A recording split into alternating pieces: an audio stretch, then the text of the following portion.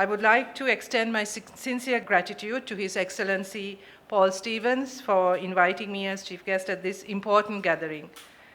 We are especially pleased to welcome Your Excellency Richard Marles on your first official visit to Sri Lanka. Please accept our congratulations on your reappointment as Deputy Prime Minister and Minister for Defence following Australia's federal election earlier this month.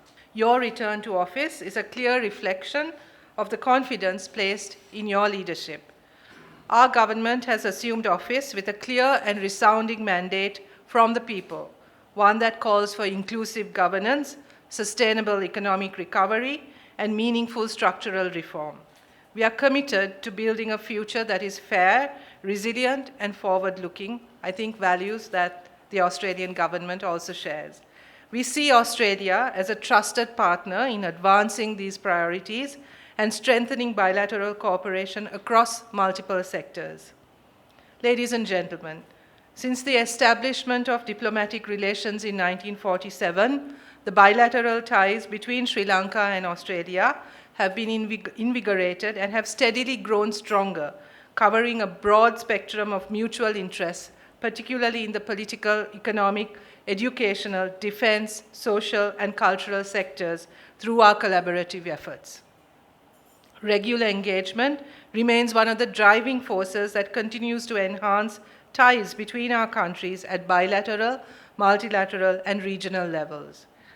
I want to emphasize that as the current chair of the Indian Ocean Rim Association, Sri Lanka is dedicated to further improving maritime safety and security in the Indian Ocean region.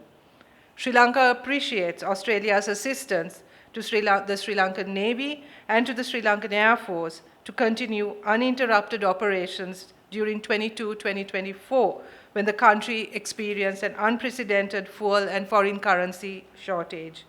Your timely assistance played a vital role in ensuring the continuity of essential operations under extremely challenging circumstances. We acknowledge the recent donations of the former Royal Australian Air Force surveillance aircraft, Beechcraft King Air 350, and the donation of the multi-beam echo sounder to the Sri Lankan Navy, Sri Lankan Navy Hydrographic Service. These generous gifts significantly enhance our maritime surveillance and hydrographic capabilities and are a testament to the strength and depth of our defense cooperation. Australia is home to over 170,000 overseas Sri Lankans.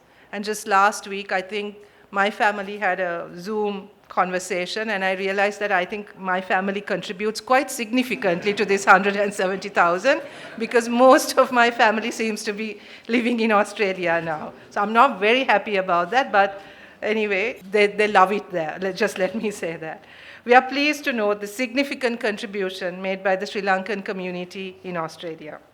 Education also plays a significant role in the bilateral relationship, whilst a significant number of students from Sri Lanka are studying in Australia.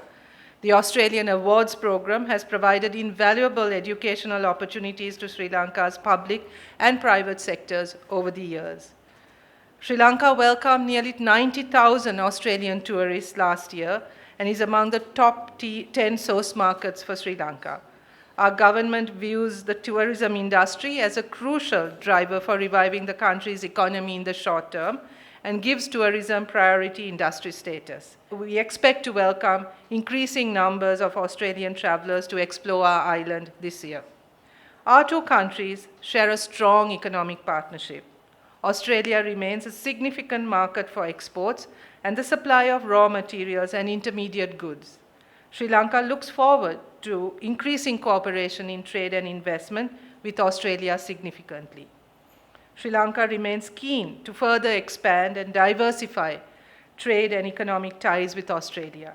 I believe it is imperative that our two governments continue to work closely to foster an environment allowing our business communities to collaborate more effectively and dynamically.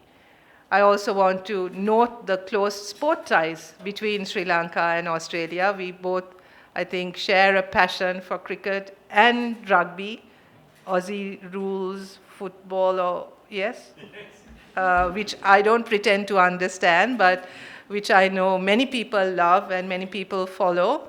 I think those kinds of ties also make our relationship that much stronger. And I've noticed a growing interest in Australia in Sri Lankan cuisine, which is also something that we really want to promote and expand on, because we think Sri Lankan cuisine should now take its place on the world stage as well. We tend to get kind of clumped in as Indian food, but we're not. We're very different, and we want to make sure that our difference is noticed by the rest of the world. I'm confident that Your Excellency's visit will strengthen the bonds of friendship and further expand cooperation between our two countries.